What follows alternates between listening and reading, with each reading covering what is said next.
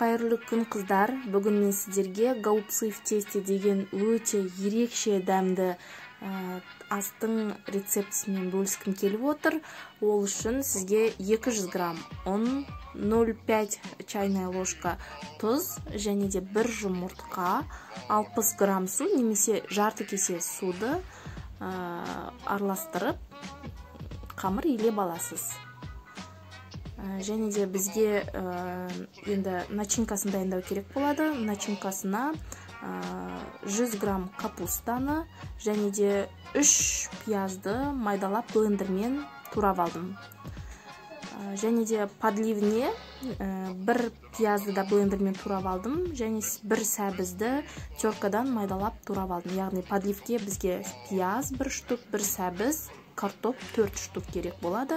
Ал начинкасына ристі қайнатып алдым және де жаңа капустамды, фаршымды, пиязымды, тұз, бұрышымды, сұйық майды жақсылап араластырып, начинкасын дайындап алдым.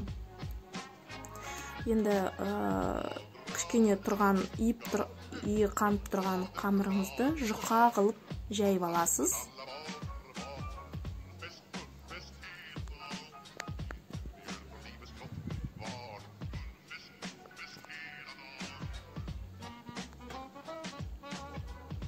Жұқалығы осындай болу керек, қыздар. Және де мантыдан сәл үлкендеу қылып, кубик қылып кесіп аласыз қамырыңызды.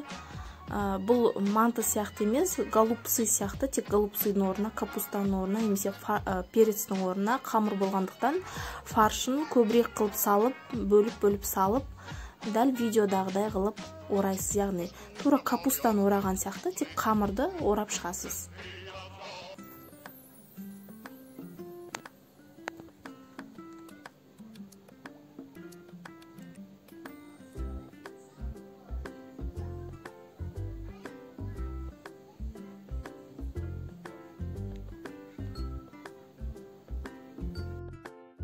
Барлығын дайындап болдым. Енді подливын дайындауға кірісеміз.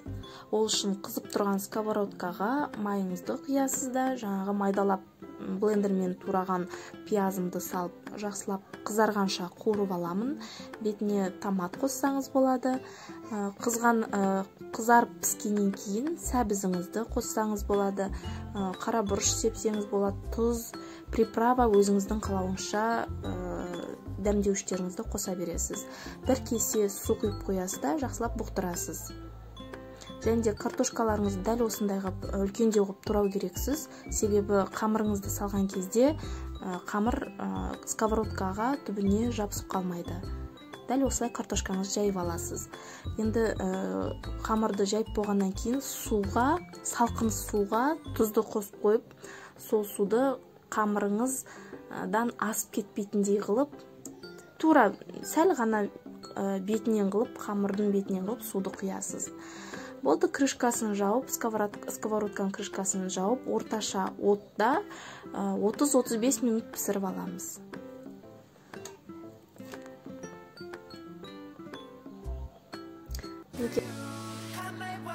Қыздар, мына рецепті дайындап көріңіздер. Үйдегілеріңіз шынымен де шок болатын рецепт. Өте ерекше дәмді прям. Дайындап көріңіздер. Және де менің осы каналыма тіркеліп қойыңыздар. Алдағы уақытта көптеген видеоларды түсіріп салатын боламын, сіздерді қуантатын боламын. Ас болсын. Комментарияға алдағы уақытта қандай рецепт жазғанымды қаласаңыздар, жазып кетсеңіздер болады.